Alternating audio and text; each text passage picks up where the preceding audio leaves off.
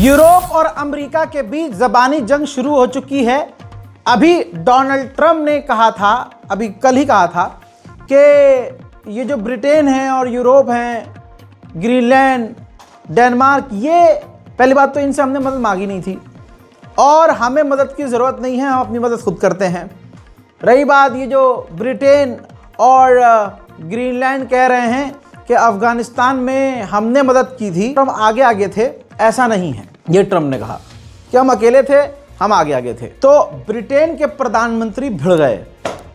Britain के प्रधानमंत्री ने कहा कि डोनाल्ड ट्रंप का ये जो बयान है ये काफ़ी इंसल्टिंग है, वो ब्रिटेन की बेइज्जती कर रहे हैं। डोनाल्ड ट्रंप को इस बयान पर माफ़ी मांगनी चाहिए। अब ट्रंप को माफ़ी के लिए बोल देना यह आपके लिए छोटी बात होगी, लेकिन ट्रंप के लिए बड़ी बात है। कहा जा रहा है कि इससे ब्रिटेन और अमेरिका के रिश्ते भी खटास में पड़ गए हैं। अब दोस्तों, अमेरिका पूरी गुंडागर्दी पर उतारू है। व्हाइट हाउस ने अपने सोशल मीडिया प्लेटफॉर्म पर आधिकारिक तौर से क्या पोस्ट किया है, ये देखिए। एक ग्राफिक्स, एक फोटो शेयर किया है जिसमें पेंगुइन है, जिसके हाथ में अमेरिका का झंडा है और आगे डेनमार्क है। तो डेनमार्क की तरफ डोनाल्ड ट्रंप बढ़ते हुए नजर आ रहे हैं, यानी ग्रीनलैंड पर पूरी तरह से कब्जा करने का ऑफिशियल ऐलान किया जा रहा है। अब बेल्जियम भी भड़क गया है अमेरिका पर। बेल्जियम के प्रधानमंत्री ने कहा कि नेटो में ताकत सबसे ज्यादा मानते हैं या इलाके में ताकत सबसे ज्यादा मानते हैं अमेरिका के पास है, लेकिन हमारी डिग्निटी, हमारा जो सम्मान है वो बिकाऊ नहीं है, ये बेचने के लिए नहीं है और हम गुलाम नहीं हैं। मामला इतना गर्मा गया है कि डेनमार्क की फौज जो ग्रीनलैंड में तैनात है उसने पहला स्टेटमेंट दिया है और कहा है कि हम तैयार हैं अगर अमेरिका घुसपैठ करने की कोशिश करता है तो उनका सामना करने के लिए। उधर डेनमार्क ने बैन लगाया हुआ था कि हम न्यूक्लियर बनाएंगे ही नहीं, न्यूक्लियर रिएक्टर नहीं बनाएंगे, परमाणु की तरफ देखेंगे भी नहीं, लेकिन डोनाल्ड ट्रंप ने इनकी सोच बदल दी है। अब ट्रंप की हरकतों की वजह से डेनमार्क सोच रहा है एक छोटा न्यूक्लियर रिएक्टर बना लिया जाए। हजरात, कहानी ऐसी बन चुकी है, हालात ऐसे बन गए हैं कि रिपोर्ट के मुताबिक ज्यादातर यूरोपियन लोग अब अमेरिका के इस राष्ट्रपति डोनाल्ड ट्रंप को अपने दुश्मन के तौर पर देखते हैं। यही सुअर की झांट चला था ईरान के सुप्रीम लीडर की बेइज्जती करने के लिए, ईरान के सम्मान को नुकसान पहुंचाने के लिए, ईरान को बदनाम करने के लिए। और ये आवारा बुढ़ा पूरी दुनिया में अपने साथियों में ही बदनाम और गिरा हुआ साबित हो रहा है। इसे कहते हैं कर्मा, इसे कहते हैं जिसे अल्लाह रखे उसे कौन चखे। हजरात, ब्रिटेन का मॉरिशस के 2 इलाकों पर कब्जा है और बड़ी ही मोहब्बत से बिना किसी जिद के मॉरिशस को ब्रिटेन वो अपनी जगह जो कब्जाई हुई थी वो मॉरिशस को लौटाने वाला था, लेकिन ट्रंप ने जिस तरह की हरकतें की, अलग अलग इलाकों में कब्जा करने का खेल शुरू किया, तो अब बरतानिया सोच रहा है कि मॉरिशस को उसकी ज़मीन ना लौटाई जाए ताकि उस जगह पर भी ब्रिटेन अपनी फौज तैनात करके रख सके। उधर से चौड़ में जो आगे बढ़े थे अमेरिका के खिलाफ, वो 2 दिन बाद यूटर्न मारते हुए नजर आ रहे हैं। फिनलैंड ने ग्रीनलैंड की मदद के लिए 2 सैनिक भेजे थे, 2 सैनिक, वो 2 सैनिक भी 2 दिन बाद उसने वापस बुला लिए हैं वापस फिनलैंड। हजरात, अमेरिका के रिपब्लिकन्स ने हद पार कर दी है। ये देखिए, डोनाल्ड ट्रंप के पार्टी के नेता केक काट रहे हैं, जो केक ग्रीनलैंड के नक्शे का है और उस पर अमेरिका का झंडा बना हुआ है। तो आप देख सकते हैं कि आज पूरी दुनिया में अंतर्राष्ट्रीय कोई गुंडा बन के उभरा है तो वो अमेरिका है। हजरात मोहतरम, ग्रीनलैंड और डेनमार्क के प्रधानमंत्री और डेलीगेशंस के बीच बंद कमरे में 2 घंटे मीटिंग चली है। 2 घंटे अंदर क्या बात हुई है अभी ये पब्लिक डोमेन में बातें नहीं आई। जर्मन और जर्मनी की गवर्नमेंट कल तक फिलिस्तीन गाजा के मामले में अमेरिका का पेशाब पी रही थी, इजराइल का पेशाब पी रही थी। आज वही जर्मन के लोग अपनी सरकार से मांग कर रहे हैं कि हमारे जर्मन का जो $100 बिलियन का सोना हमने अमेरिका में रखवाया है वो अमेरिका से बाहर निकाल लो। ट्रंप के एनवॉय ने खुलासा किया है कि डोनाल्ड ट्रंप बुरी तरह से भड़क गए हैं क्योंकि यूरोप ने ग्रीनलैंड में सेना भेज दी, जबकि ट्रंप वो चाह रहे हैं कि ये जो यूरोप की फौज है, इनको तो यूक्रेन में मदद भेजनी चाहिए थी, यूक्रेन में फौज भेजनी चाहिए थी, वहां फौज नहीं भेजी, हमारे खिलाफ ग्रीनलैंड में फौज भेज दी। इस बात पर डोनाल्ड ट्रंप के पिछवाड़े में ततैये लग गए हैं और बौखलाहट में ट्रंप आ चुके हैं। हजरात, डोनाल्ड ट्रंप कनाडा पर भी भड़के हुए हैं क्योंकि अगला नंबर कनाडा का है। कनाडा ने ट्रुथ सोशल मीडिया पर पोस्ट किया कि कनाडा हमारे खिलाफ है, कनाडा गोल्डन डोम जो हम बनाने वाले हैं ग्रीनलैंड में उसके खिलाफ है, जबकि वो ग्रीनलैंड में जो हम गोल्डन डोम बनाएंगे वो कनाडा को भी प्रोटेक्ट करेगा। बजाय हमारा फेवर करने के, हमें शुक्रिया अदा करने के, कनाडा का प्रधानमंत्री चीन में जाकर चीन से डील करके आ रहा है और कहा है कि पहले साल ही वो नाकाम होंगे। हजरात, अमेरिका के राष्ट्रपति ट्रंप क्यूबा कई देशों पर यह कब्जा करने के लिए सोच रहा है गुलाबी सुअर। अब दोस्तों, अमेरिका ने प्लान कर लिया है कि क्यूबा को पूरी तरह से ब्लॉक कर देंगे, इतना ब्लॉक कर देंगे कि ना कोई क्यूबा तेल आएगा ना क्यूबा से कोई तेल जाएगा। जिसके बाद मैक्सिको डर गया है, मैक्सिको को डर है कि हम जो तेल क्यूबा को भेज रहे हैं हम भी बंद कर दें और क्यूबा से दूरी बना लें, ऐसा ना हो कि क्यूबा के चक्कर में डोनाल्ड ट्रंप हमें भी नाप दें। हजरात, फ्रांस ने ब्रिटेन की मदद से, तस्वीर देख लीजिए, एक रूस के टैंकर को सीज कर लिया है रशिया चुपके से, क्योंकि रशिया के टैंकर पर अमेरिका और यूरोप ने बैन लगाया हुआ है। तो रशिया का यह टैंकर चुपके से समुद्री इलाके से गुजर रहा था, जिसे तस्करी में शुमार किया जा सकता है क्योंकि ये इल्लीगल करार कर दिया गया है। तो ऐसे में फ्रांस की नेवी और ब्रिटेन की नेवी ने साथ मिलकर रूस के इस टैंकर को सीज कर लिया है। हजरात, अमेरिका ने यूक्रेन और रूस की जबरदस्ती मीटिंग करवा दी है यूएई में। ये देखिए, यूएई के राष्ट्रपति बीच में बैठे हैं, अमेरिका और जो रूस के ऑफिशियल हैं वो लेफ्ट साइड और राइट साइड बैठे हैं यूक्रेन के ऑफिशियल्स।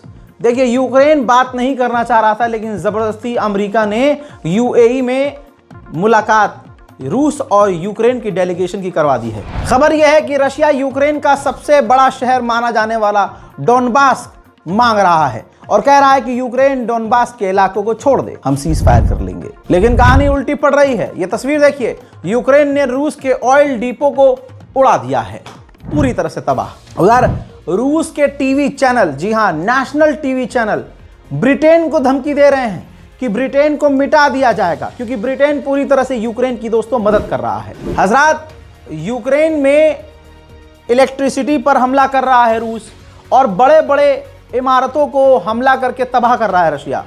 तो यूक्रेन अब बॉम्ब शेल्टर के अंदर, जमीन के जो शेल्टर हैं उसमें हीटिंग सिस्टम लगा रहा है क्योंकि ठंड बहुत है, और ऊपर की इमारतों को, जमीन के ऊपर जो इमारतें हैं, रूस उन्हें तबाह कर रहा है। तो ठंड से लोग मर रहे हैं, तो शेल्टर के अंदर ही उसने हीटिंग सिस्टम लगाना शुरू कर दिया है। रूस के क्रास्नोदार के इलाके में यूक्रेन के बड़े हमले से तबाही मच गई है।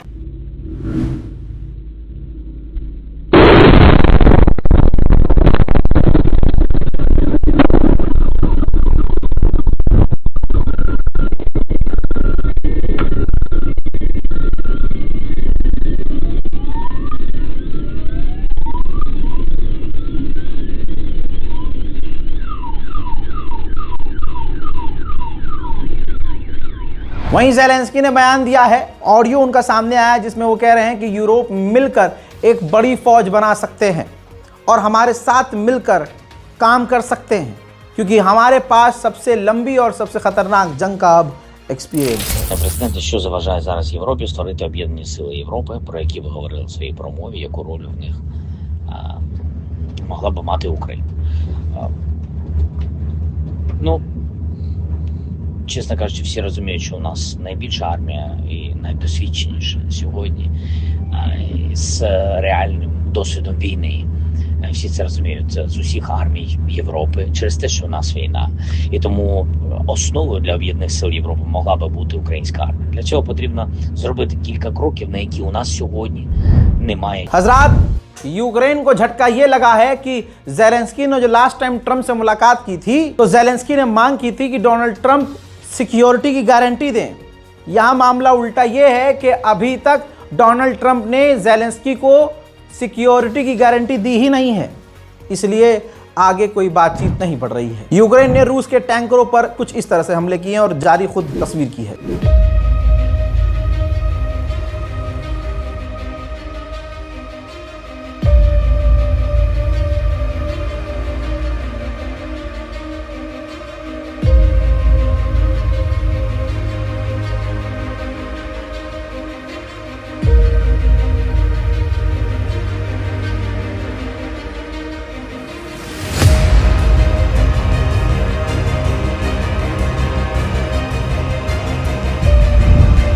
ज़ेलेंस्की ने कहा है कि हर महीने 35,000 रूसी सैनिक मारे जा रहे हैं और ये तादाद बढ़ेगी। रूसी इकोनॉमी पूरी तरह से ध्वस्त हो रही है। हजरात, यूरोप को भड़काते हुए ज़ेलेंस्की ने कहा कि जब डोनाल्ड ट्रंप वेनेजुएला के टैंकरों को सीज कर सकते हैं तो यूरोप रूस के टैंकरों को सीज क्यों नहीं कर रहा है। जब वेनेजुएला का राष्ट्रपति अमेरिका में ट्रायल में है, कोर्ट में है, तो फिर व्लादिमीर पुतिन को यूरोप अपनी कोर्ट में क्यों नहीं घसीट रहा है। इसे कहते हैं भड़काना। No, I'm not sure that Putin wants to finish this war in such situation where he is and where his army, with losses and without goals he wanted to have at the very beginning of this war. He really doesn't want, but their economy is really tired and their army is very tired. But also our army is also tired. So we are honest and we speak about it. We do our best for Finland के राष्ट्रपति ने कहा कि जैसा America ने Venezuela में कुछ ही घंटे में किया है, ऐसा पुतिन भी ज़ेलेंस्की के साथ 3 दिन में कर सकते हैं। लेकिन उन्होंने करने की कोशिश की है, लेकिन पूरी तरह से रूस नाकामयाब रहा है। यूक्रेन के कमांडर ने कहा कि एक वक्त था सबसे ज्यादा परमाणु हथियार हमारे पास थे, हमने इंटरनेशनल सिक्योरिटी पर भरोसा किया और अपने साथियों के हाथ में वो सब दे दिया और हम निहत्थे हो गए, और आज वही मिसाइलें उल्टा हम पर ही गिरने लगी हैं। अमेरिकी एनवॉय ने कहा कि अगर इस खतरनाक ठंड में यूक्रेन बचा लेता है अपने आप को, तो आने वाली गर्मियों में जब ये सर्दियां खत्म हो जाएंगी तो यूक्रेन को बड़ा फायदा होगा और रूस बुरी तरह से मुश्किल में पड़ेगा। I understand what's happening in Kyiv. I understand the temperatures, but I really do believe if Ukraine gets through this winter, January, February, and you get into March and April, the advantage accrues to you. उधर Baltic सागर में Russia ने अपने परमाणु bomber भी उड़ाए हैं।